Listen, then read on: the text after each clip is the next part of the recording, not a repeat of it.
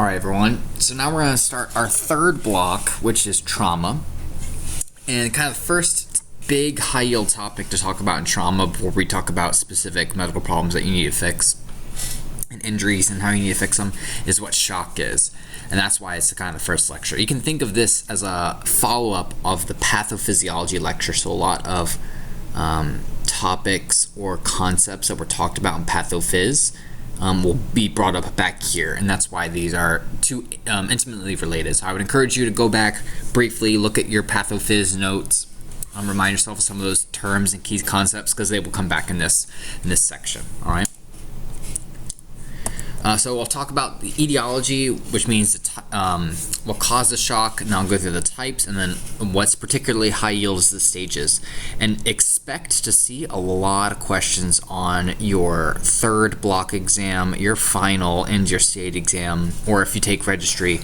EMS loves shock. It's quite high yield. So commit a lot of these to memory, and we'll practice with scenarios to help you differentiate the clinical pictures of those.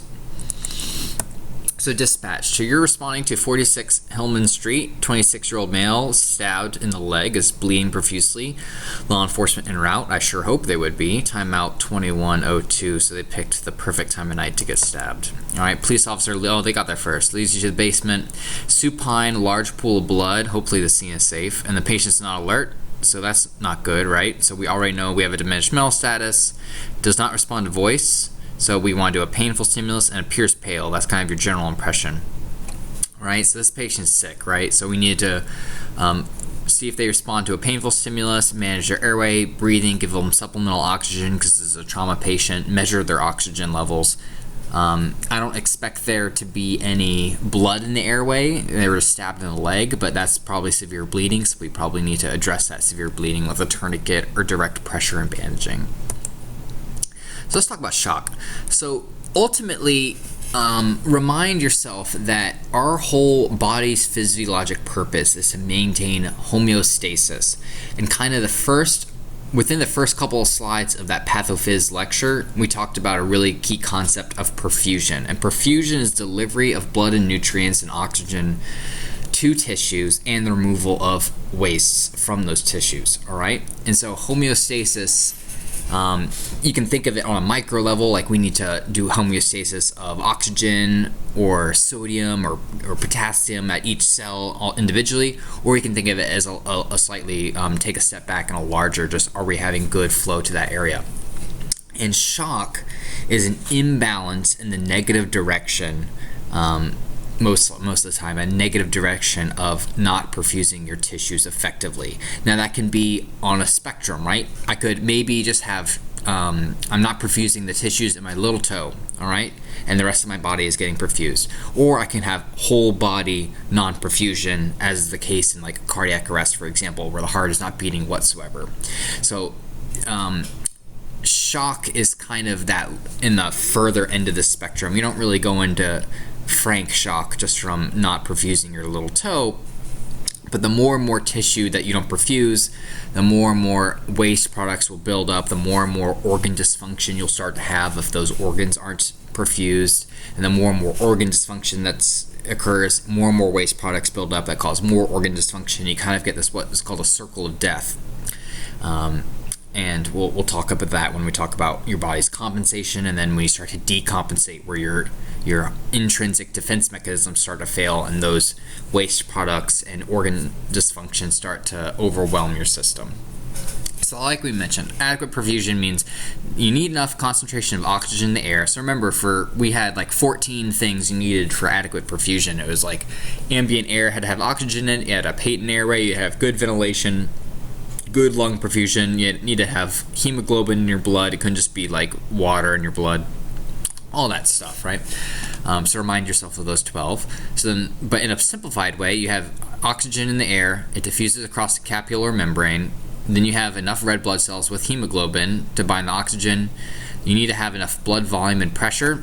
So I think this is a common point of confusion for students.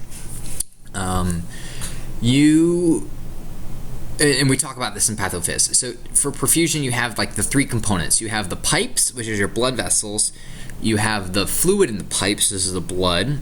and then you have the pump. The pump generates pressure gradients, and that's why you generate a pressure gradient from, let's say, your left ventricle, the classic 120/80, and then as you go into your aorta, into smaller arteries like your brachial, and into your radial, and into your capillaries of your finger, and then into the venules, and then the veins, and eventually in the superior vena cava, for example, the pressure is constantly going down because and then the pressure pretty much in your right atrium should be 0 or a couple of points, like 4 millimeters of mercury.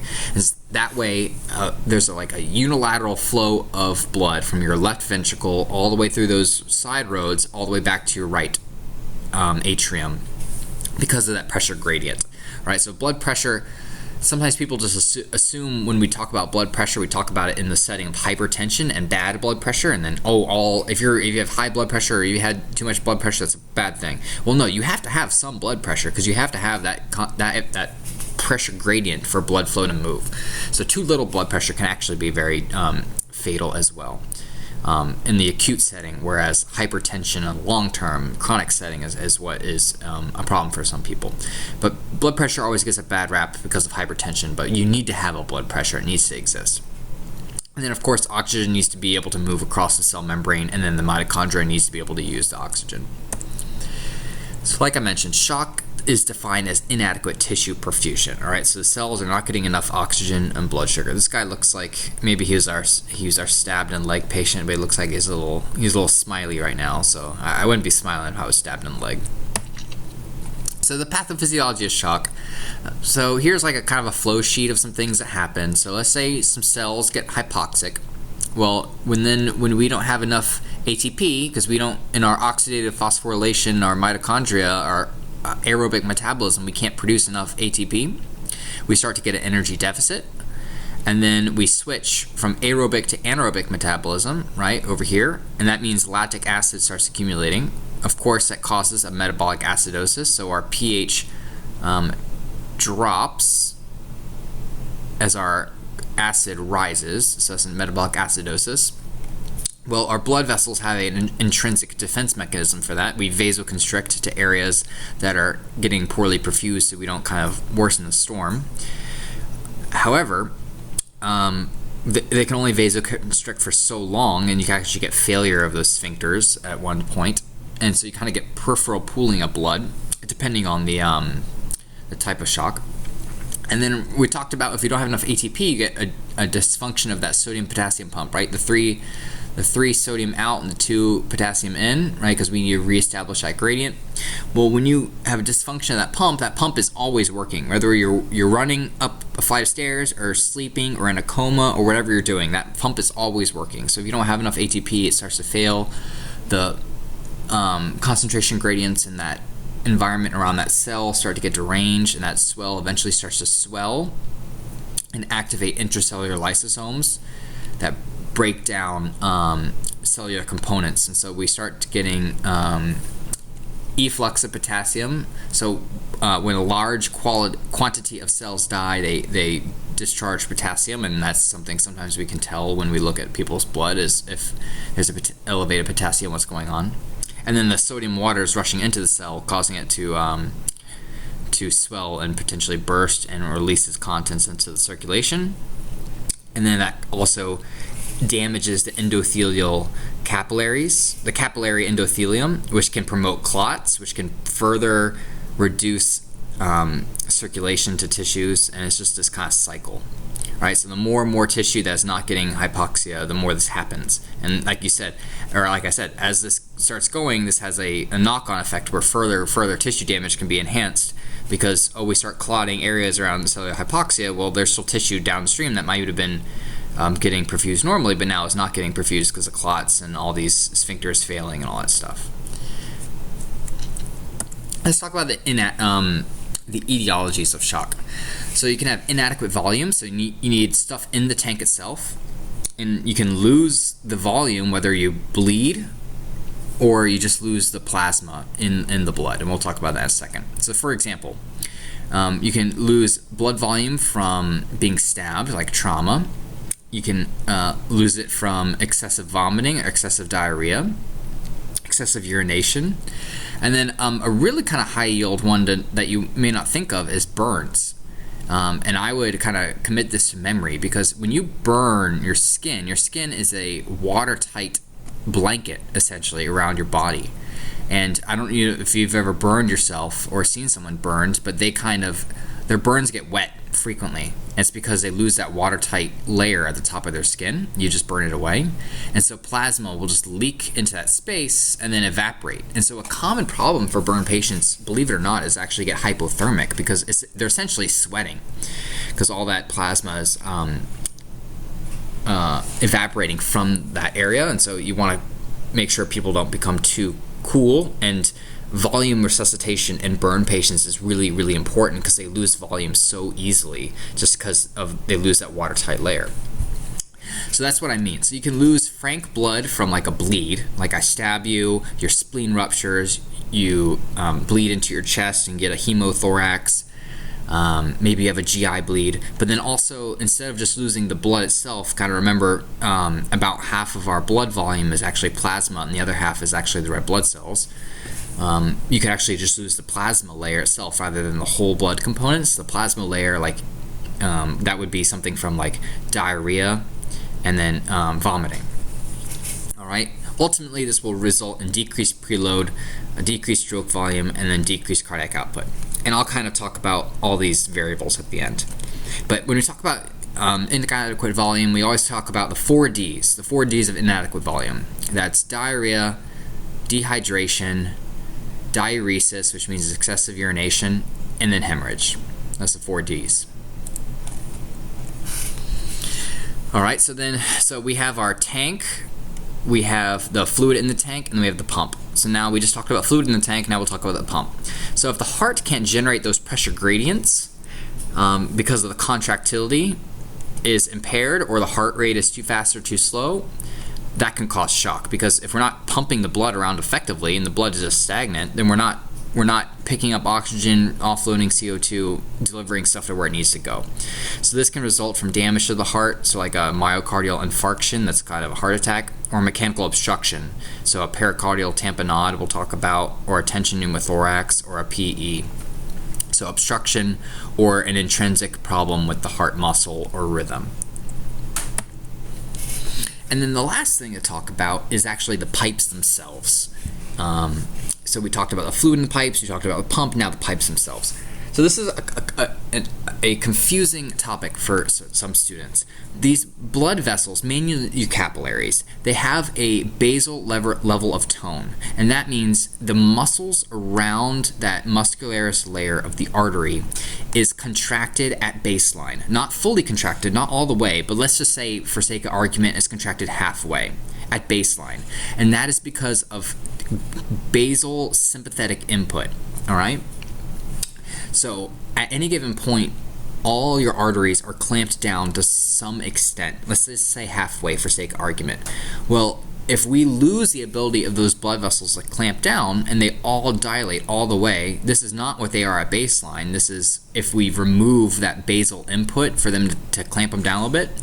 Well, now our pressure is lost. The heart can try to generate pressure, but this whole thing is now losing the pressure gradient. The pressure gradient is dissipated because the force against this wall is a lot less, because the fluid is not taking up the entire space, if that makes sense. So, but also, like these vessels can constrict a little bit more. They're not fully constricted. They're only kind of in the halfway point, so to speak. So there should be another arrow showing it constricting a little smaller than this. But sometimes students think that this is what they are at baseline, filled with fluid, and they can't get any bigger. No, they're kind of in a middle point, and they can get bigger or smaller as needed. But the normal physiologic response is to be somewhat constricted at baseline. And then if we need to shunt blood away from areas, or we need to preserve blood pressure, these will constrict a little larger. But a pathophysiologic response, a problem with disease, sometimes different disease things, will make it dilate, and that actually reduces your blood pressure. So that's what I mean. The tone is the systemic vascular resistance, kind of the summation of the vascular resistance that the heart is trying to work against that afterload. So what could cause shock in this case, and I would actually argue that these vessels clamped down too much could also worsen shock, but an etiology of shock is these sizes increase, resulting in reduced resistance. So resistance isn't like in and of itself a bad thing. You want an adequate amount of resistance, but if we have too large, we reduce the resistance and the blood pressure will fall. And like I mentioned, you need to have a blood pressure. You need to have a pressure gradient across the entire circuit from the left ventricle into the right atrium, and likewise you have to have a pressure circuit from your right ventricle to your left atrium in your pulmonary circuit. And each organ has what's called a perfusion pressure. So between the arteries and the veins within that organ, like the brain, we talk about cerebral perfusion pressure, and across the liver and the kidneys, there has to be a pressure gradient within the organs too. So if you have the same pressure on both sides of the organ, there's no gradient, so there's no blood flow, so no perfusion. So across the entire circuit and in each components of the circuit, you can kind of think of it like a physics problem essentially, but you have to have gradients so that blood and new fresh oxygen, new fresh glucose and nutrients are being delivered for constant cellular health. So these blood vessels can dilate if you lose sympathetic nervous system stimulation. So the fight or flight response is it's not always telling you to fight or flight from things, but it does have a basal level of activity that tells these to clamp down at a physiologic normal level, like I mentioned, at that halfway point. And then also just normal chemical mediators can cause vasodilation as well. So if I lose my sympathetic input, I'll kind of go fully dilated, and then if I some chemical mediators in my blood, I can also get vasodilated, and that depends. If this is locally, this may be important for some reasons. For example, if I have an infection somewhere, let's say I have an infection in my toe, well, I want my chemical mediators like leukotrienes and histamine to promote vasodilation so that I can deliver more blood to that spot, like white blood cells and platelets and all those things, to fight the infection. But if I have chemical mediators floating around my blood all the way around my body, and this happens all over the place, my blood pressure will tank. Whereas in the first case, where I have focal vasodilation in a spot I need it, it doesn't cause hypotension systemically. And to treat this kind of situation, we need to focus on either increasing the volume so that we take up the space and help reduce the pressure gradient loss, or we need to reduce the vessel size, and we'll talk about how to do that. So let's talk about the categories of shock. So this was confusing to me. I've never really seen this as a cause of shock. Most classically, in most medical textbooks, you'll see hypovolemic for sure, distributive, cardiogenic, and obstructive. I don't think this is debated anywhere. For some reason, EMT class tends to add this last layer, and I'm not completely sure I understand why they argue this is a flavor of shock. In all these cases, you get hypotension. In this case, you don't really get hypotension, but we'll see what they say about this. But just know this for your tests. But if you ever hear people in the hospital say this, I would be very surprised. But here's kind of our spider web. So here they say metabolic, the disturbances of oxygen diffusion, and then offloading by cells. So we'll see that later. But shock classically is described in these 4 types up here. Like I mentioned, EMT class adds this for some reason. But you get cardiogenic shock, which means the problems with the heart itself.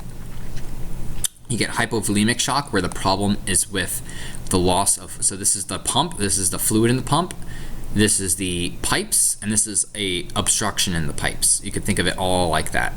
All right. So cardiogenic, a problem with the pump itself. Hypovolemic, the key thing with hypovolemic is you split it off into 2, either frank hemorrhage or non-hemorrhagic, like a burn or diarrhea or dehydration. Then there's distributive, which is the pipes. So are we not distributing blood appropriately? And we'll talk about all 3 of these. And then obstructive. Is there a blockage in the tank causing shock to the whole system? All right. A little clot in your toe is not going to cause obstructive shock, but a huge clot in your lungs, like a pulmonary embolism, can cause a shock to your system. So This is a very high-yield picture. Memorize these terms: septic, neurogenic, anaphylaxis. Know that these are types of distributive. Memorize hypovolemic, hemorrhagic, non-hemorrhagic. Memorize cardiogenic. Know the two highest yields one here are MI, heart attack, and heart failure. And then memorize obstructive shock. This is a lower yield one down here. But this ultimately is a very important topic, and questions will give you a scenario and ask you what type of shock is probably going on, and you have to think about the clinical signs, the history, the physical exam, and the vitals and what they tell you, and what type of shock it is. So let's start off with hypovolemic shock. So ultimately, this is shock due to low blood volume, and like I mentioned, this could be from frank blood loss. So this is whole blood, plasma, platelets, all these things being lost. So you stab me, all right? Or I burst a blood vessel somewhere and I start bleeding out. That would be hemorrhagic shock. Whereas over here, all these capillaries are a little bit maybe more permeable, like let's say for a burn, for example, and they're leaking more plasma, but the blood components, like the red blood cells, the white blood cells, and the platelets are still in here. So it's just the plasma loss. Oh my gosh. Oh Lord. Okay. So this is decrease in blood volume overall, whether it's frank blood or just plasma. The most common cause of hypovolemic shock is hemorrhagic, all right? And ultimately, we need to differentiate, are they bleeding internally or externally?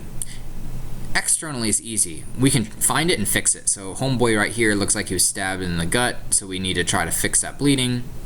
But you just go find the hole in the pipe system and plug it up, all right? That's your job as an EMT basic. And we'll talk about how to treat bleeding and soft tissue injuries.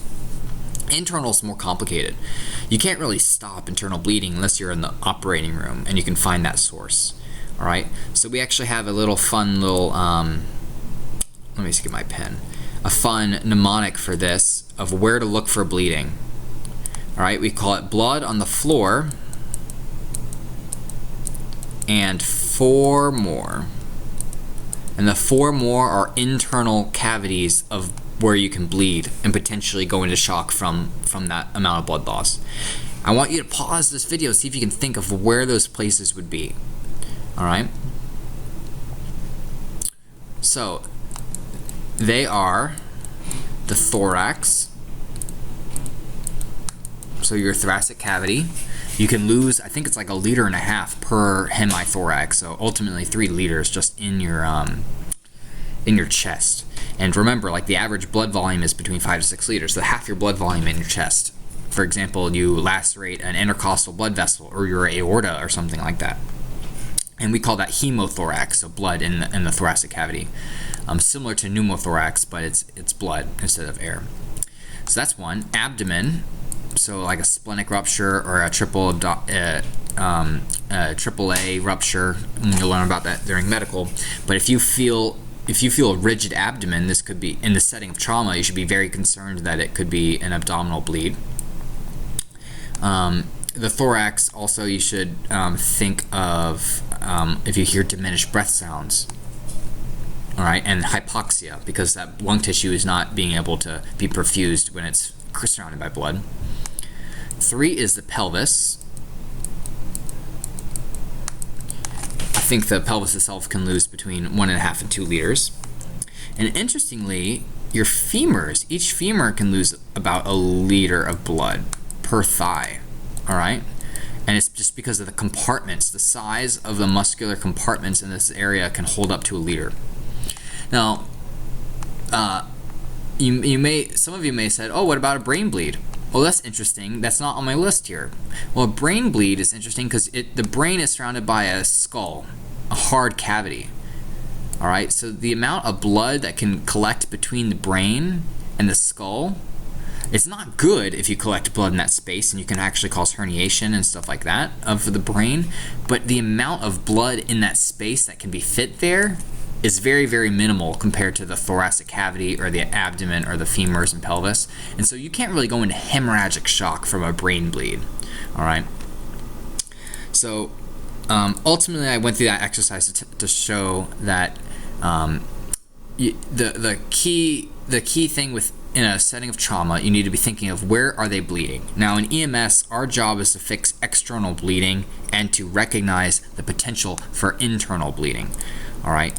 Internal bleeding, whether it's diminished breath sounds and hypoxia, or a rigid abdomen, or a femur fracture, or what have you. If we recognize internal bleeding, we can divert to a level 1 trauma center so that they can go to the OR to get treated when we suspect shock. And if they have external bleeding, we can fix that by plugging the hole with bandaging, gauze, and all that stuff. So that is hemorrhagic shock. Hemorrhagic shock is more common than non-hemorrhagic shock. All right, so non-hemorrhagic shock is the 4 Ds: dehydration, diarrhea, diuresis, and hemorrhage. All right.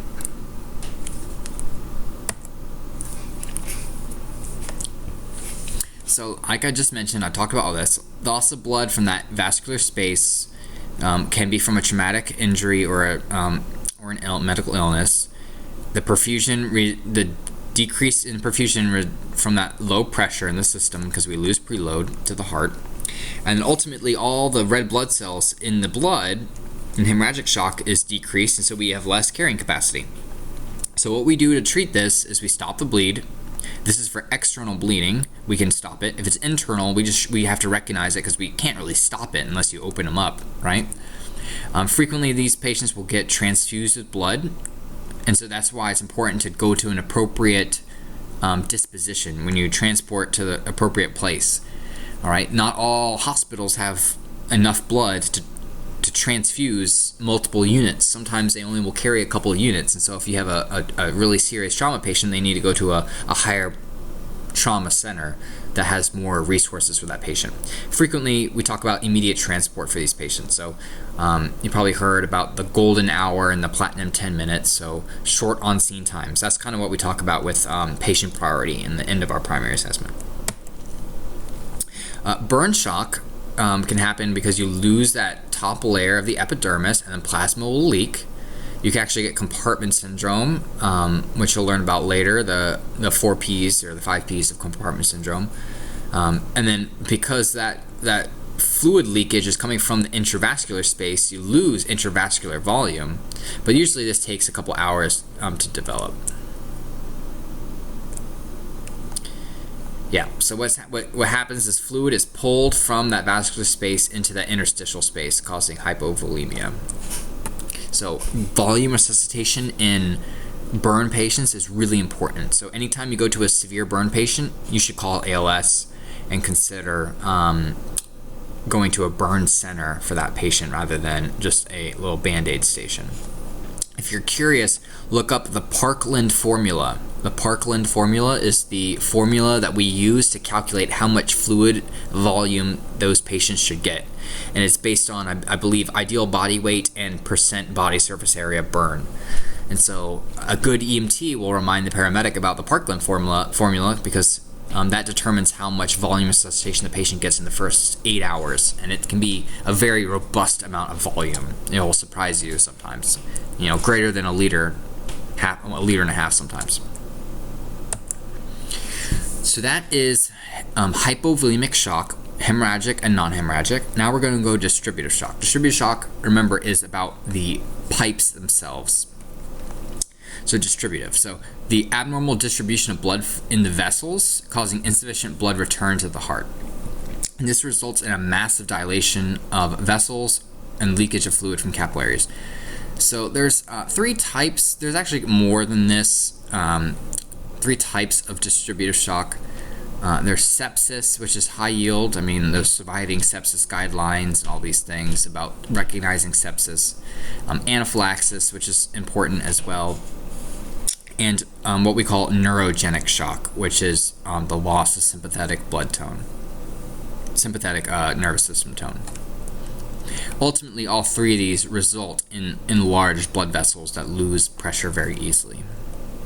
So let's first talk about neurogenic shock. So if I have spinal cord trauma, particularly to my upper thoracic and cervical spine, which is where your sympathetic nervous system starts to originate, I will lose sympathetic tone and all my blood vessels will dilate. All right. So our nervous system controls, right? Our nervous system controls pretty much everything in our body, but including our vascular tone. So if I lose that input, my blood vessels don't have that constant signal to constrict a little bit, like I mentioned, right? At baseline, we are constricted a little bit. So if they all dilate, then blood will pool in the extremities. So if our blood is pooling, we're not having that good pressure gradient, and so blood will start to pool, and therefore we'll get decreased preload back to the heart. Therefore, cardiac output will drop as well. Now, one of the key differences here is bradycardia. Burn this into your brain, all right? Bradycardia. So normally, and we'll talk about this later, but normally for hypovolemic shock, for example, if I have less blood in the tank, but my pipes are good and my pump is good, my pump can beat faster to pump the amount of blood that I have around. But in neurogenic shock, the heart just can't decide to beat faster. It has to be told by the sympathetic nervous system, right? Fight or flight. Beta 1 receptors, 1 heart, beta 1, 2 lungs, beta 2. So the heart can't, it's not a smart organ. It can't just decide to increase. It has to be told to do that. So a hallmark of neurogenic shock is signs of shock with bradycardia, because normally you would expect the heart to beat faster, but if it's breathing slow, well, hey, maybe it's a neurogenic shock. All right, anaphylaxis shock. So this is the type of shock patients get when they have a severe allergic reaction. And what happens is, if you have a normal, like hay fever or pollen allergies or all that stuff, you get what's called histamine release. And histamine is a vasodilator because it's an inflammatory response. And the same thing happens if you get a cut on your toe and you need to have inflammation around that cut to help heal fight the infection and heal it. Well, in anaphylaxis, your body is reacting to an allergen, but it's a full body reaction rather than a local reaction. Rather than just your upper respiratory tract getting inflamed from pollen, for example, if you get stung by a bee and that bee venom circulates in your bloodstream, well, your whole body is going to release histamine all over, and so all the blood vessels are going to see that histamine and they're all going to dilate. Therefore, that's the type of distributive shock. All right, so classically you'll see anaphylaxis with bee stings, some types of food, particularly peanuts, sometimes shellfish, not particularly like gluten allergies or anything like that, but a really interesting one that's increasing is alpha-gal. I think alpha galactose or something like that. Alpha something. It's from alpha. You can look this up too because we see a lot of it in North Carolina. Alpha-gal, and it's an allergy to beef, and it's induced from a tick bite. And interestingly, Liz, one of the instructors, was bit by a tick, and she has alpha-gal now.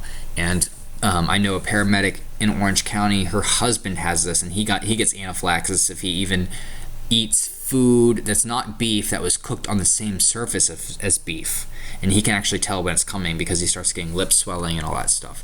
So that's really interesting, the alpha-gal. But usually it's peanuts is more common than that, but alpha-gal you'll see more and more of that. And there's certain medications, things like penicillins. People can have allergies to all sorts of things. That's why you always assess medication allergies. So these patients will have rapid, severe onsets of these things, and we'll talk about this during our medical block, but this can be rapidly fatal because it is a type of shock. All right, so I mentioned it releases chemicals causing dilation. You also get bronchoconstriction, so that's kind of a unique finding in this type of shock.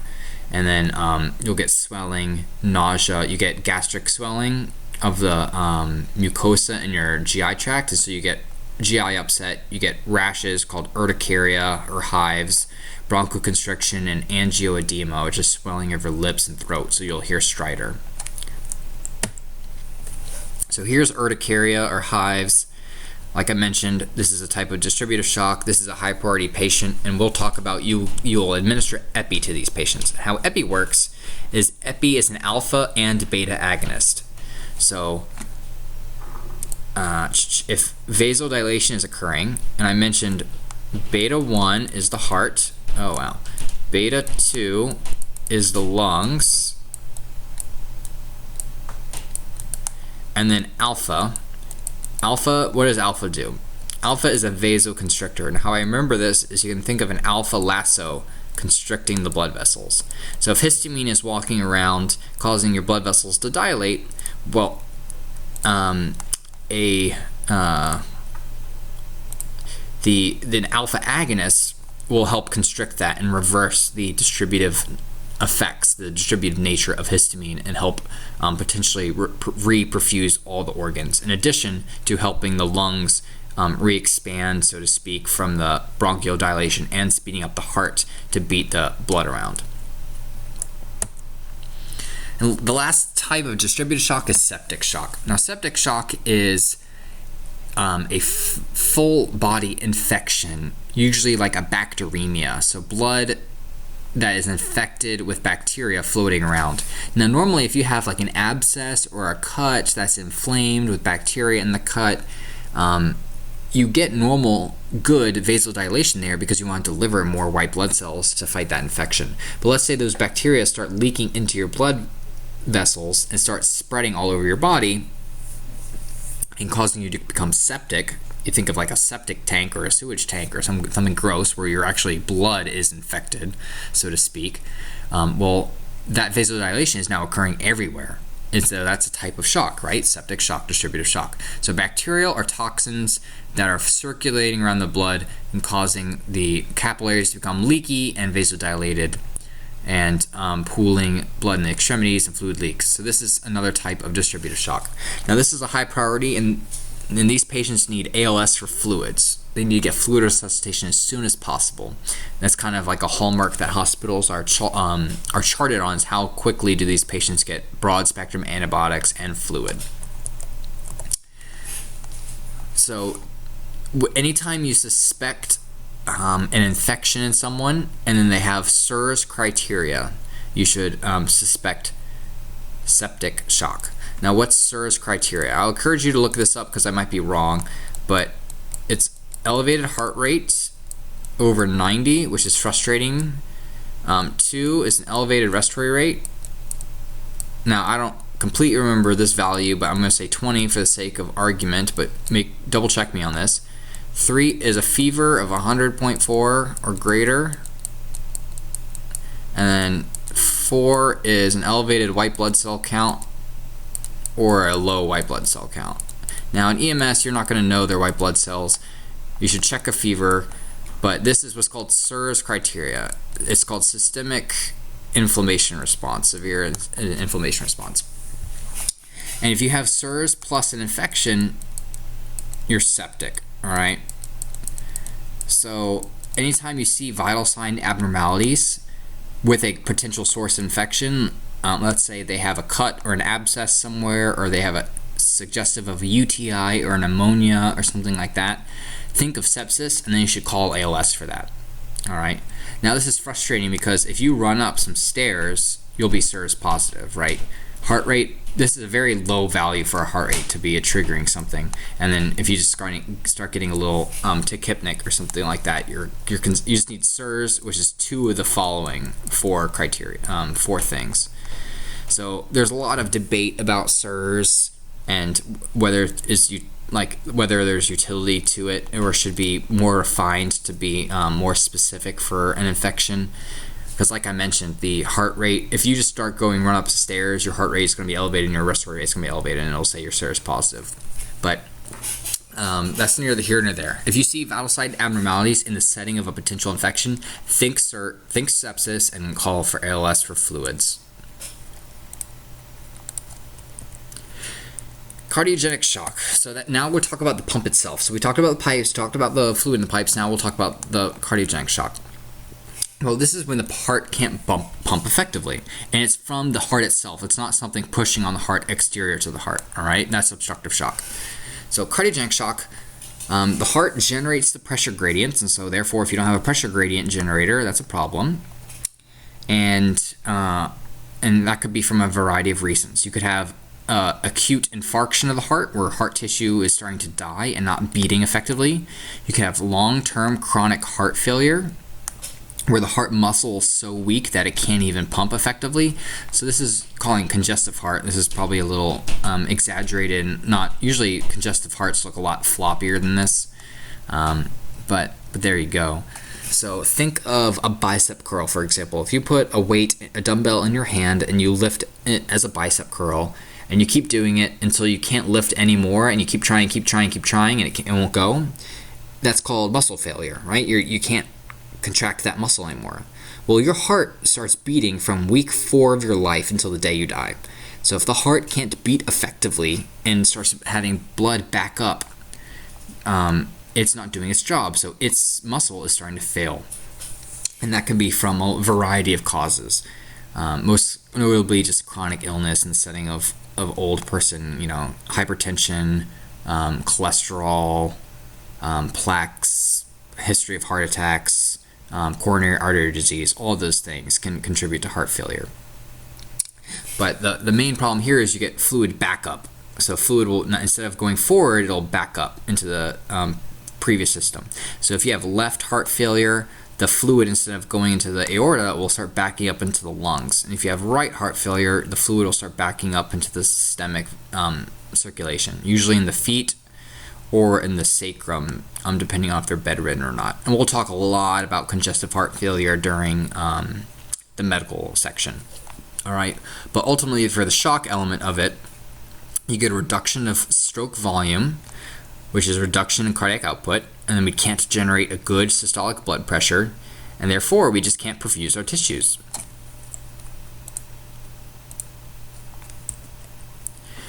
Like I mentioned, this is often due to an acute infarction, which is a myocardial infarction or a heart attack, long-term heart failure. Interestingly, you can have a dysrhythmia, so the heart beating too fast or too slow, so ventricular tachycardia, for example, or too slow. Let's say you knock out your pacemaker and it's just beating 40 times a minute. Well, that's not Lance Armstrong healthy. That's someone's heart beating not effectively, so the heart beating too fast or too slow. And then sometimes you can take cardiotoxic medications that reduce the ability of the heart to function itself, which is not good. All right. So ultimately, if the pump itself has decreased function, whether it's from any of these reasons, the ventricle is not contracting and we're not generating that pressure and we're not perfusing the rest of our body. Now lastly, let's talk about obstructive shock. Obstructive shock is an obstruction. You should never define something with the same word, right? Obstructive shock is when there is a blockage preventing effective perfusion. All right, so usually it's preventing perfusion from the heart to the lungs or just blood return to the heart. All right, so the fun thing about obstructive shock is the blood volume, the actual volume in the tank is normal and the pump function is normal, and if you get rid of the obstruction, the whole circuit will work as normal. All right, so the key here is to remove the obstruction. Now in EMS, there's nothing we can really do for most of these patients, except for one particular case. Most of the time they just need to get to a hospital for the obstruction to be removed. But think of obstructive shock as well, because sometimes this is often overlooked. So here are the high yield common causes. So one is a pulmonary embolism. Now this is a kind of a small PE. Well, this is a large PE, but I wouldn't expect this size PE to cause obstructive shock. Usually it's called a saddle embolism, where it's a clot taking both main pulmonary arteries. But that clot, now the heart can't pump against this clot, and so that reduces perfusion to the lungs and therefore reduces preload to the left ventricle and can cause shock. Then there's what's called a tension pneumothorax, where the lung collapses and starts to push on the heart itself, and the heart can't accept blood from the vena cava, and therefore it can't the dramatically reduced preload, it can't pump effectively. And then the last type of obstructive shock is a pericardial tamponade, where the pericardial sac fills up with blood and then the heart can't expand and accept blood from the inferior vena cava or superior vena cava either, right? So these two look very similar, but in this case you will hear diminished breath sounds. This case you'll hear normal breath sounds. To treat these, you need to call ALS. The only thing that we can do in the field for these patients, for a PE, there's nothing we can do. Just give supplemental oxygen, ventilate, and get to the hospital with diesel therapy. Same thing with pericardial tamponade. But for a tension pneumothorax, you can actually, ALS can do a needle decompression, where they stick a needle into this thoracic space, this pleural space, and let the air out, and this lung will reinflate, allowing the heart to pump effectively. All right. So anytime you suspect obstructive shock, call ALS. and do a good assessment, because if you find this middle case, we can actually fix them. And now the last type of shock that EMT class likes to make up is metabolic shock. So this is when the tissue, the body can't transport or offload oxygen, okay? An oxygen dysfunction. It can't diffuse into the blood or be carried by hemoglobin or be offloaded or be used for metabolism. It says some common causes of this are carbon monoxide and then cyanide poisoning. Now, I would agree these will cause tissue damage and certainly cellular hypoxia, but it doesn't really cause hypotension, and usually when we talk about shock, we talk about hypotension, like poor blood pressure being generated. So I agree that these are life-threatening, and if you twist the definition of shock enough, you could see how carbon monoxide and cyanide poisoning can cause poor tissue utilization of oxygen. But I'm hesitant to actually call it shock from my perspective, just because there's no hypotension involved, and that's just classically not what we associate with it. I mean, but this book wants you to know that these are a type of shock, which, sure, all right. So what cyanide does, it inhibits complex 4 of your oxygen phosphorylation, oxygen electron transport chain, and so therefore you can't generate the ATP. That's the ATPase. Maybe it's not complex 4, but it inhibits the electron transport chain so you can't even generate the ATP. And carbon monoxide is a competitive inhibitor of oxygen at the level of hemoglobin, and therefore if hemoglobin sees carbon monoxide or oxygen, hemoglobin will choose carbon monoxide 200 times out of 201 times. It'll pick carbon monoxide. So how we treat this, you just try to overload the system with oxygen and hope that it treats it. Interestingly, for cyanide, you can give amyl nitrate. That's what's used in the street drug poppers. But we don't carry that on the ambulance. But at the hospital, they'll do probably something a little bit more refined rather than poppers. But amyl nitrate can help with cyanide poisoning. Basically, you're trying to cause the hemoglobin to change shape so it bonds to cyanide. It's kind of fun. All right, the body's response to shock.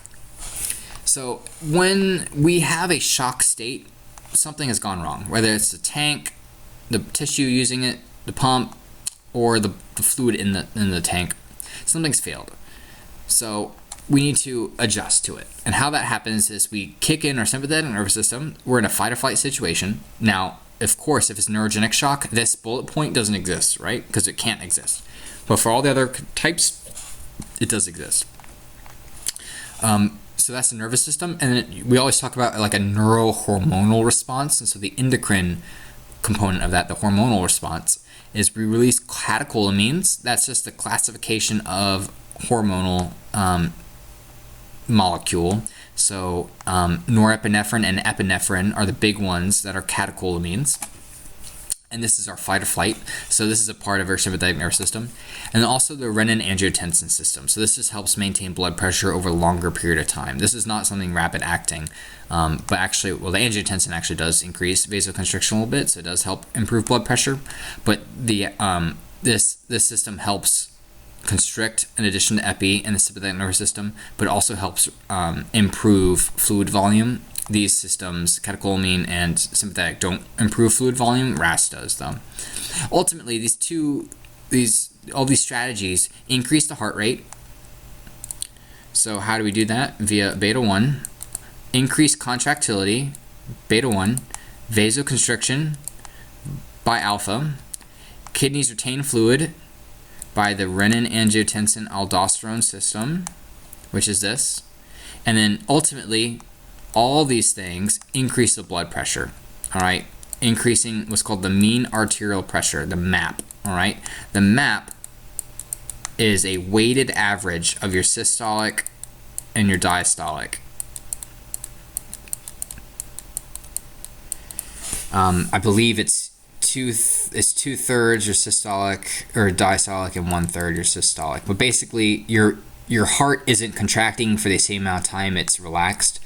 Your heart is 2/3 of the time in a diastolic state and 1/3 systolic state. So the pressure, the averaged pressure in your system is what's called a mean arterial pressure. All right, so ultimately that's what we're trying to do.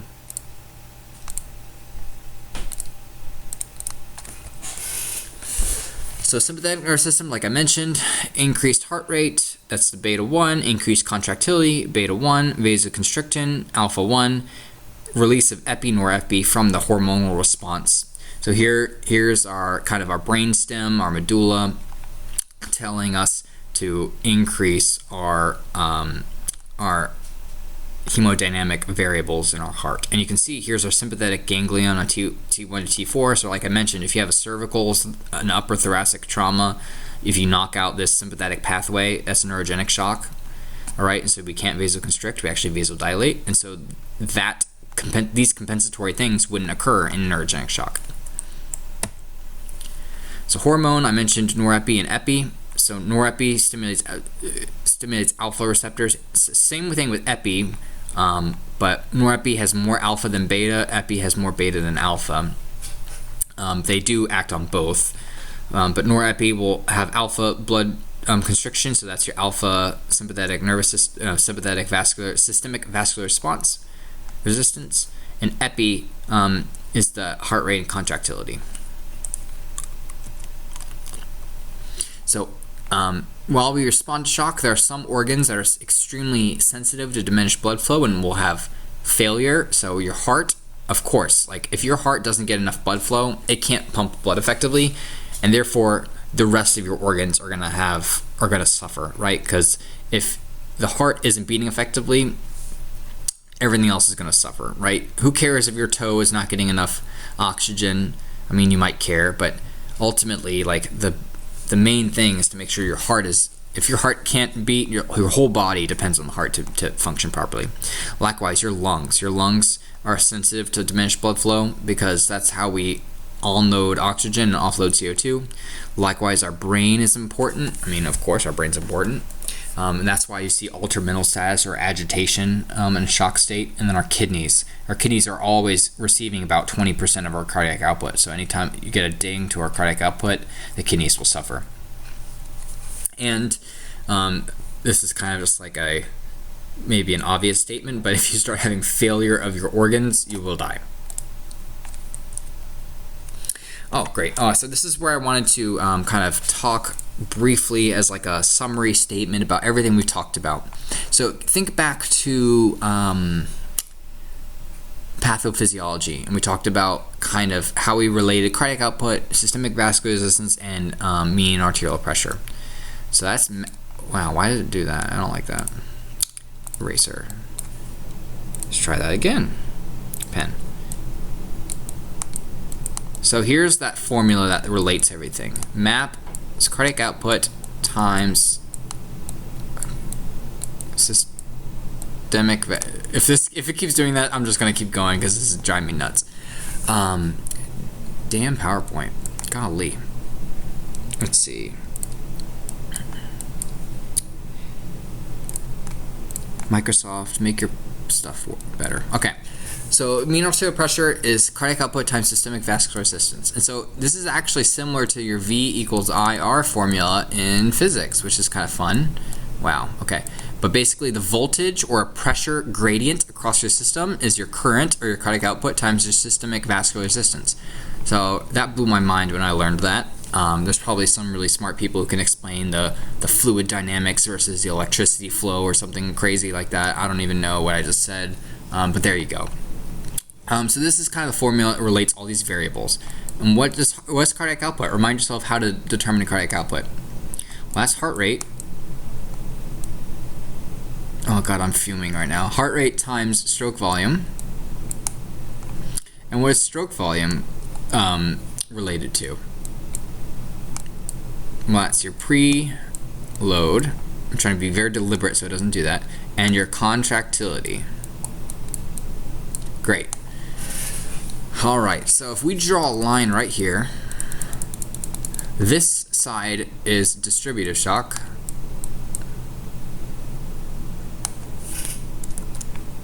Oh my gosh. Why is it doing this to me? This side is distributive shock. And so this is sepsis. Wow. Sepsis. You're just gonna have to live with these lines shooting everywhere because I cannot just keep erasing it. So sepsis, anaphylaxis. Oh my god. Oh, this is so bad. Anaphylaxis and then neurogenic. I did it twice. Okay. What the hell? I just wanted to, I put this blank slide in here so I could do this, and I practiced ahead of time with the pen tool, and now it just decides to do these lines everywhere. What the hell? Golly. Okay. Okay, so distributed shock, sepsis, anaphylaxis, and neurogenic shock. A key thing you'll find in these patients is a low pulse pressure. Now, can you remind yourself what a pulse pressure is? It's the difference between your systolic and your diastolic, right? So a normal blood pressure is 120/80, which is about a pulse pressure 40, right? 120 minus 80 is 40. And so in these patients, you might see a blood pressure of like 70/20. And why is that? What's your diastolic blood pressure represent? Well, that's the blood pressure in your system when your heart is not contracting, right? And so that's your basal level of pressure. So if, just by definition, a distributive shock, you'll see a low diastolic. And so it's not uncommon to see these widened pulse pressures in this way. So sometimes if you know what the numbers are actually telling you, you can read into it a little bit, which is kind of fun. Great. So that's distributive shock. You'll see a lower pulse pressure normally. And when we move over here, heart rate, so I mentioned this could be too fast or too slow. So you can have a tachyarrhythmia or bradyarrhythmia. And this is not like too fast, like 120 or 130. This is too fast, like 180, 200, 300, when a heart is beating way too fast. And if you go become a paramedic or you go further in healthcare, you'll learn about some of the names of those tachyarrhythmias. One example is ventricular tachycardia, or maybe supraventricular tachycardia. And then the other flip side is too slow. And then anytime this occurs, when it's too fast or too slow, you should call ALS, because ALS, paramedics are trained on how to fix too fast or too slow heart rates. All right. Now preload, this can be broken down into hypovolemic, and then obstructive. Wow,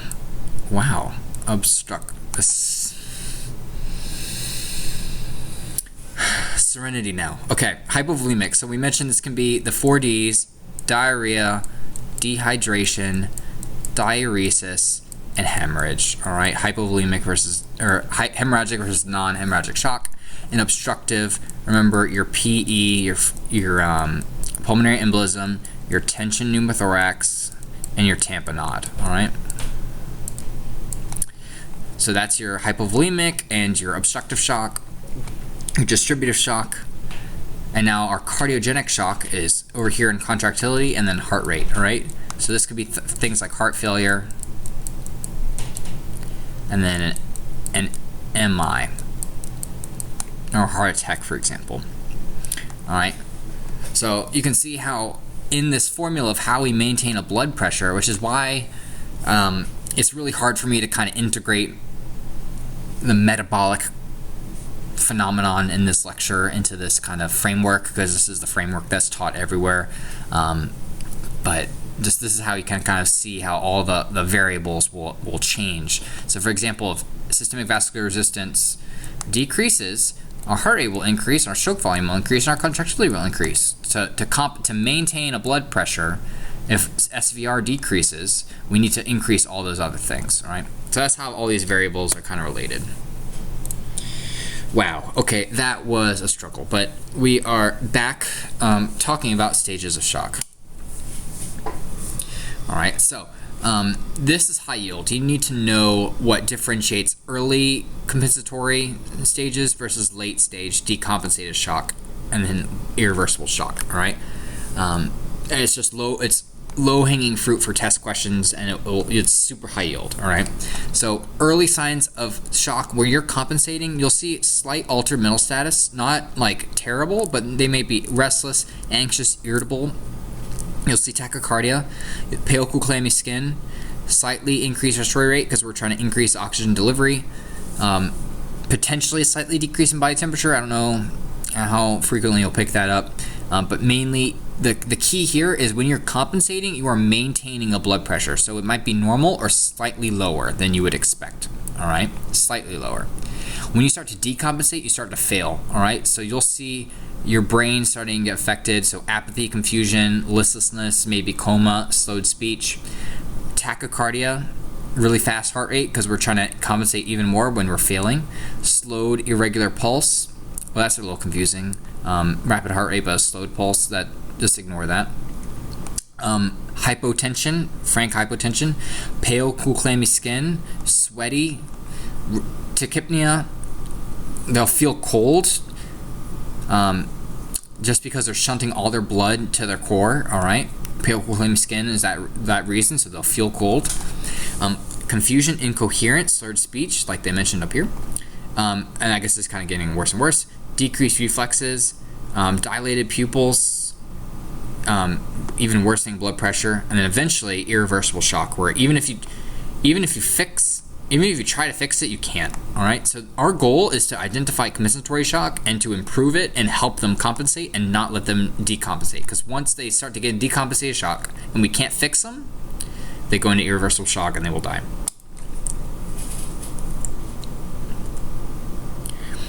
So like I mentioned, the body is losing normal defense mechanisms to maintain perfusion and function, and hopefully the body can correct itself if the bleeding is stopped, for example. This is assuming hemorrhagic shock, clearly, and it can replenish that volume within a day. And decompensated shock, there's early and late, which is early is kind of more up here, late is more down here. So an early phase, that slight decrease in blood pressure, weakened pulses. There's charts online where you can see the systolic blood pressure that is the threshold to feel a pulse. I don't want to give you the wrong numbers, but for example, you'll lose your radial pulse before your brachial, before your femoral, before your carotid, and the carotid is the last to go, and that should make sense because those are all further away from the heart, and carotid's the closest from the heart, and therefore that would be the last to go if you had a decreased blood pressure. All right, thirst. Why do you think thirst is developing? Because your body's trying to replenish fluids, right? This is assuming that we're in a hypovolemic state, right? Because your body's trying to replenish fluid because that's a compensatory mechanism. That's from your RAS system, right? And also the change of concentration of electrolytes around your hypothalamus. And then also anxiety and agitation as their brain is starting to become hypoxic. And then as you start in the late phase, if you get frank hypotension under 90 millimeters of mercury, it's just systolic, you're in hypotension, and that's shock for sure. You might even feel peripheral pulses. You might have to find central pulses. You'll see tachycardia because it's trying to beat the blood it has around faster. And then they'll go unresponsive, extremely pale, cool, clammy skin. If you don't get outside intervention, the body this is starting to circle a drain. And then irreversible, the body can't even compensate anymore, and you start getting multi-system organ dysfunction and death.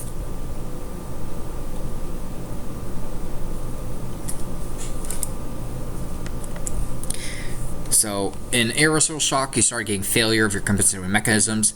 The cold, sludged blood that's acidic is starting to clot, starting to dump waste into the core circulation, which is shocking your system even more. You can't even feel central pulses. May have a hard time finding the carotid. They may get really, really tachycardic. That starts to become bradycardic. That's a really ominous sign. Their breathing may be ineffective because their brainstem is not being perfused, and so it can't even generate the rhythmicity of your breathing. Mottling the skin, which is kind of this like reticular pattern of cold, lacy blood vessels. You may not even be able to find the blood pressure just because your blood is so far shunted away from your arms to be able to find the blood pressure. Complete unresponsiveness, coma, and then this is nice. Blood leaking from every orifice and leak. That's called diffuse intravascular coagulation. All right, so your blood is just clotting and using up the clotting factors, and therefore it can't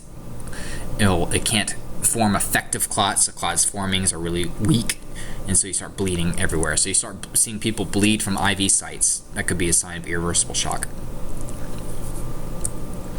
So shock assessment. So history. Always look to sample and chief complaint. All right. Some medications may prevent compensation. This is high yield. All right. You may not be tested on this, but you'll see this on in clinicals and stuff. Beta blockers. Beta blockers. I'm confused. Oh, never mind. I'm not confused. Beta blockers are medications used to treat heart failure and hypertension. And they're given for other reasons as well, but that beta blockade decreases the contractility and heart rate on the heart.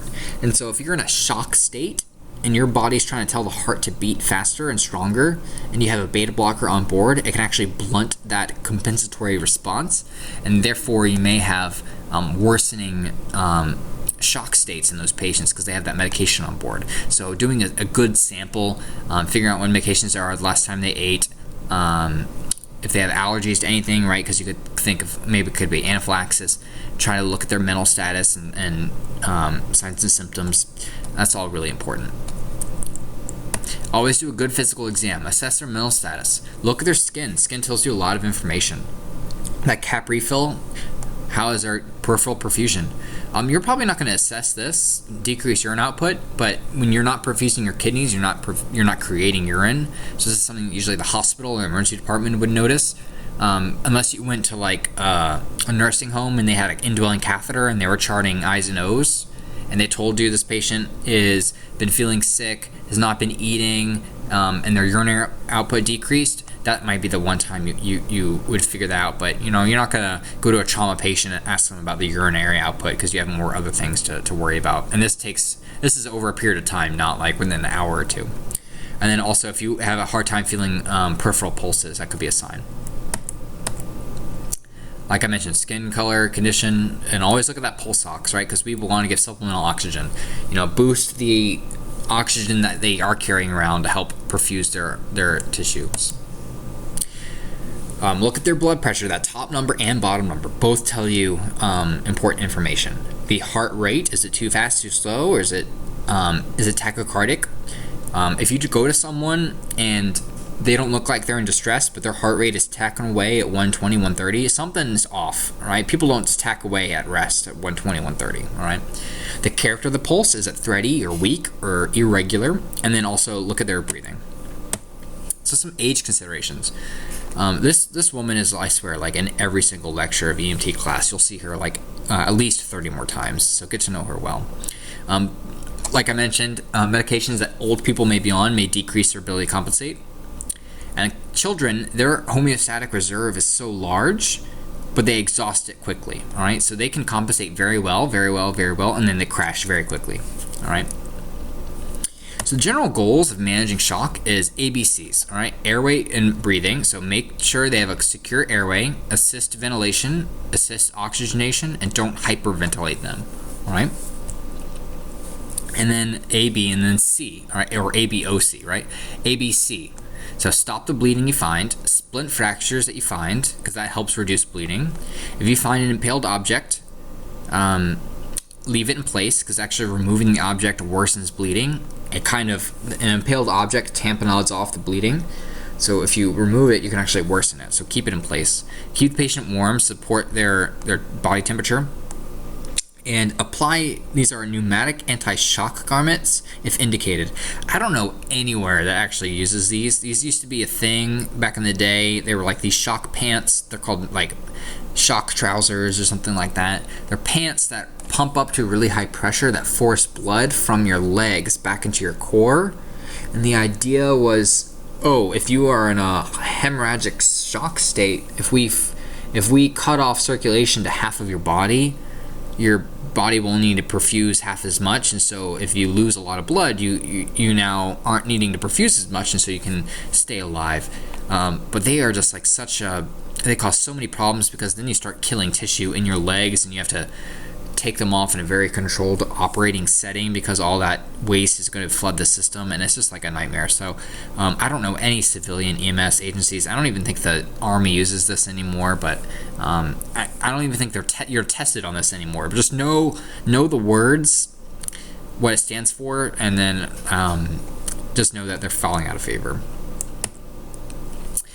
Always consider ALS. Getting fluids and dopamine is a vasopressor and a beta agonist as well, to help increase perfusion to the body. Call ALS if you think someone's in shock. All right. Most of shock management is BLS level, in terms of doing a history and physical, stopping bleeding if you find it. But the part that is not BLS is giving IV fluids. So always consider that in your back pocket, because that can really help patients, whether you believe it or not. And of course, rapid transport to an appropriate facility. All right. If they're a trauma patient, if they're a burn patient, if this is a cardiogenic shock, going to a place that can deal with cardiac problems, All right, follow up on a guy who's stabbed in the leg. He's not alert. He doesn't respond to his name. He's pale. We give him inline stabilization because it was a significant MOI. He moans to painful stimuli, so he's not completely unconscious.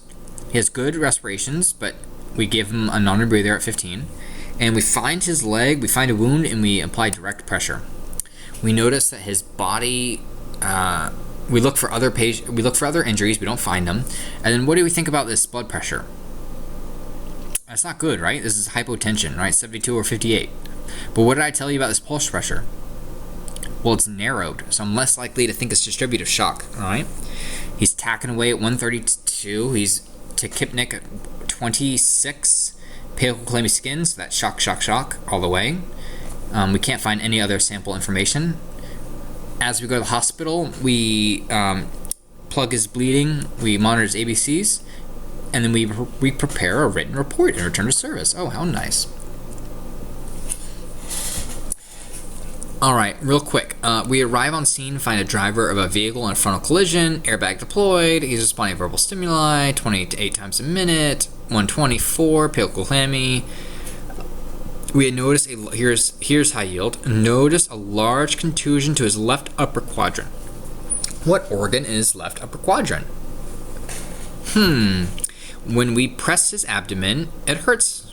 He has no pedal pulses. He's hypotensive, tachycardic, and we don't have good peripheral perfusion because we can't obtain a pulse ox.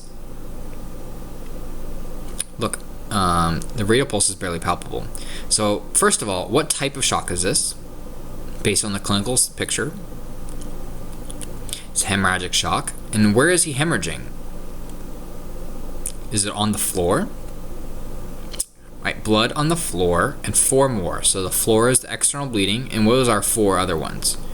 Well, our thorax, no. Our abdomen, right? Left upper quadrant, and he hurts when he palpates his abdomen.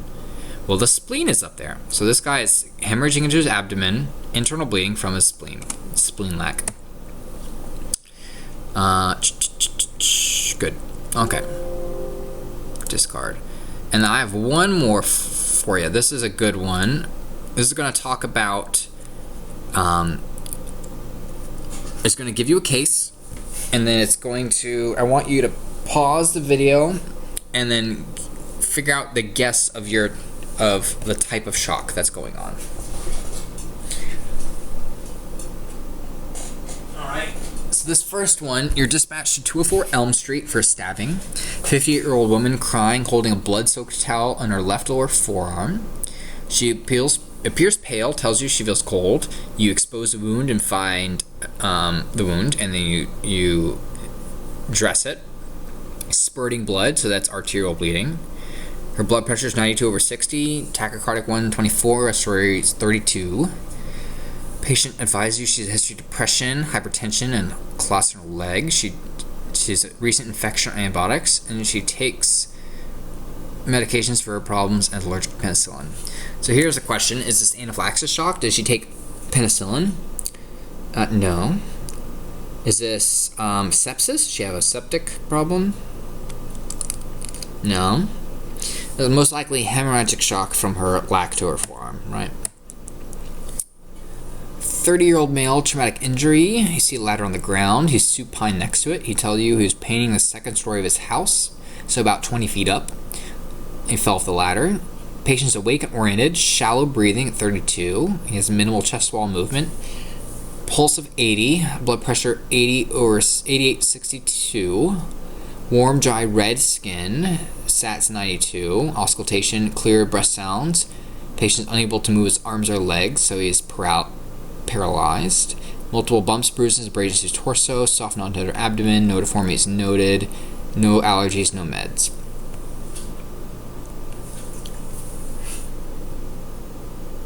So what is this? This is neurogenic shock. Alright, neurogenic shock. So what tells us about this? Okay. Oh, I can't even draw on this one. I can't draw on it. Whatever. Okay. What tells us about neurogenic shock? Well, his relative bradycardia. Alright, so that's subtle. Alright, so he's hypotensive, right? He's under 90. Now, I probably would expect this diastolic to be lower, because neurogenic shock, I would expect this to be lower. But, you know, okay, it's fine. He's in a shock state. But if someone has a low blood pressure, I would expect their heart rate to be higher. So this actually is a high yield finding here. It's subtle, but we call this relative bradycardia. So he's not frankly bradycardic. His heart rate's not under 60, right? But in the setting of a hypotension, I would expect this to be higher. So because it's lower than what I expect as relative bradycardia. Additionally, he has warm red skin. So he's not pale, cool, clammy. So that's telling me his blood vessels aren't really working and not really shunting blood to his core in the setting of hypotension. So maybe the blood vessels are all dilated in his skin. So that's a high yield neurogenic shock finding. Warm red skin. And sometimes you'll see what's called a demarcation line, where the sympathetic nervous system is knocked out and then where it kicks back in. And you'll see a line of red skin and then pale skin. Local park, 34-year-old female, bitten times by a dog. You find the patient sitting on a bench. She's distraught. ANO tells you dog attacked her, bit her multiple times. You see bright red blood. It's spurting. She feels weak and lightheaded.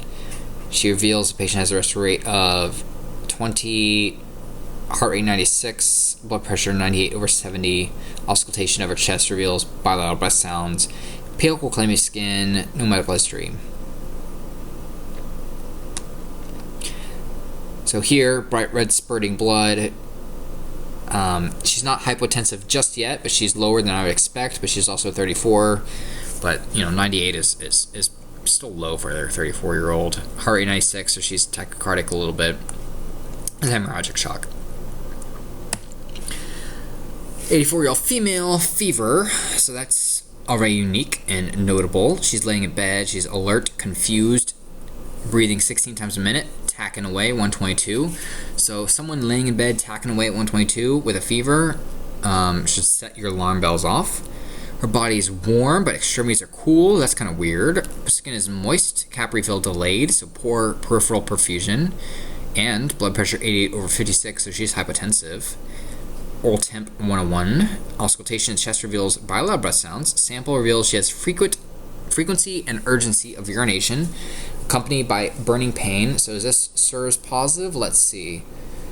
She's febrile and tachycardic, so she's SIRS positive with a possible source of infection in her urinary tract. So this is potentially sepsis, right? Urine dark colored, allergic to penicillin. She's on Metope. So here's something funny. So this is a beta blocker, but her heart rate is 122, so I'd expect her heart rate to be even higher if she weren't on metoprolol. NSAIDs, past history of hypertension, arthritis. It's kind of weird. Usually you don't put hypertensives on Metope alone, but that's okay. Last oral intake, ham sandwich a few hours ago. She's been feeling progressively worse for about a week. So this is sepsis. Dispatched to a parking lot, local nightclub, so we already know that's probably hemorrhagic shock, right? Let's just keep going. 24-year-old male, pavement, approach scene, he was stabbed in the chest. Okay. Nice. Okay, well, let's just keep going. He's unresponsive, airway patent, rapid shallow breathing, 32 times a minute, carotid pulse, 128, blood pressure 76/60, so that's hypotension, pale clammy skin, that's shock, satting 98, equal breath sounds, oh, here we go, so this is different, muffled heart sounds, pupils dilated, slow to react, so that's a sign of brain dysfunction, probably because he's shocky, distended neck veins, JVD, ooh, penetrating 1-inch entrance wound to the left chest under the breast with minimal bleeding. Oh, this is a good one. Think about this. Minimal bleeding.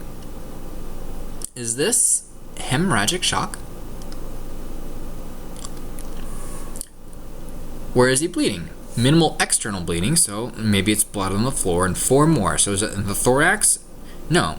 He's satting 98% and clear breath sounds. So he's not hemothorax, and it's not pneumothorax because we don't hear decreased breath sounds on one side. So this is a pericardial tamponade. All right, this is the what we call I can't write it, but this will come back up later in class. This is Beck's triad, B-E-C-K, Beck's triad. It's hypotension, JVD, and muffled heart sounds. Is a sign of a pericardial tamponade, which is a type of obstructive shock. 32-year-old male, abdominal pain. He's lying in bed. ANO, weak and dizzy. Respiratory rate 26. Rapid thready pulse. Pale skin, not the best. Delayed cap refill. Blood pressure 104, not terrible, not great. Pulse ox 98. EKG shows a dysrhythmia. He tells you he has a flu-like illness for a week with severe diarrhea and vomiting. He has no other medical history.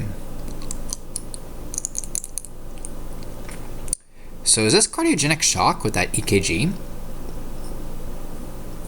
Well, is it too fast or too slow? So although it's a big fancy word that I don't know, his heart rate's only 98. So it doesn't really fit the picture of cardiogenic shock. But a weak severe diarrhea vomiting? Maybe this is hypovolemic non-hemorrhagic shock. Yep. 7:30 p.m. on a Friday. Restaurant, 28-year-old female complaining of dyspnea. Sitting on the floor next to her table. Husband states she was eating dinner when she began itching all over. Oh, that's weird. Itching. Maybe a rash. Difficulty breathing. She's apprehensive. Respiratory rate 22. Tacking away 130. Blood pressure 108, 72. Flushed skin 90%. She has urticaria, also called hives. Auscultation reveals wheezing. Swelling on her face. Angioedema. Abdominal cramps. She's allergic to shellfish, and she was probably eating shellfish because this is anaphylaxis. We're almost done, guys. Called to a local hotel, 52-year-old female complaining of chest pain after attending a rally and dinner. You note she's short of breath and nauseated. She has a history of hypertension, angina, diabetes, but she takes Lasix, diazide, nitroglycerin, and insulin. According to the patient, she was fine until 20 minutes ago. She felt crushing chest pain in her chest. She was anxious. 20 breaths per minute. Ugh. 48 times a minute heart rate. Blood pressure 80/56. Alarm bells should be going off here, right? Cool, sweaty skin. Auscultation reveals bilateral rails. Not good. Pulse ox 88%. So this is screaming cardiogenic. The chest pain. She's having an MI. The slow heart rate, probably the MI is affecting her heart. The hypotension, the rails, ugh, gross. She's having a heart attack. 70-year-old female, abdominal pain, sitting on the toilet, weak and dizzy, diarrhea, thready pulse, pale clammy skin, 92/64, 96. She's thirsty.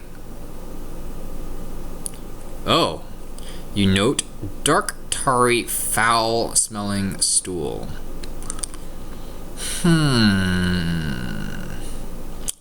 Well, let's think about this one. So she's flirting with hypotension, 100. She's old though, so maybe she's on meds. So tachycardic, 2 episodes of diarrhea, but dark tarry stools. So dark and tarry, I don't expect you to know this, but this is saying, this is melena. Melena is a sign of a GI bleed. So bleeding that's internal that becomes external. Because your GI tract is a hole from your mouth to your anus, right? So if you bleed in that hole or in that tract, it's going to come out one way or the other at one point, right? So dark tarry stool is alarm bells for a GI bleed. So this is a hemorrhagic shock leading to hypovolemic hemorrhagic shock from a bleed internal. And I think this is our last one. Dispatch an area farm, 20-year-old female kicked by a horse 30 minutes ago. She walked back to the house and was fine, but she looks pale and lethargic. Oh, so she's not doing that good. That's ultra-milsas, right? So she's really sick. She's confused. She doesn't know the month. 7654, frank hypotension, tachycardic, pale clammy skin, left upper quadrant. There you go. Rigid distended abdomen. So blood on the floor, and 4 more. So this is just like the one we just finished in the other lecture. So this is splenic rupture from horse kick. All right, and the main thing here, just make sure you understand each type of shock, know what types are what, so know that there's obstructive and the subtypes of obstructive, know the distributive and the subtypes of distributive, what differentiates each one from each other, the stages of shock, the high yield signs and symptoms of shock, and then I think you'll be in good hands. All right, there you go.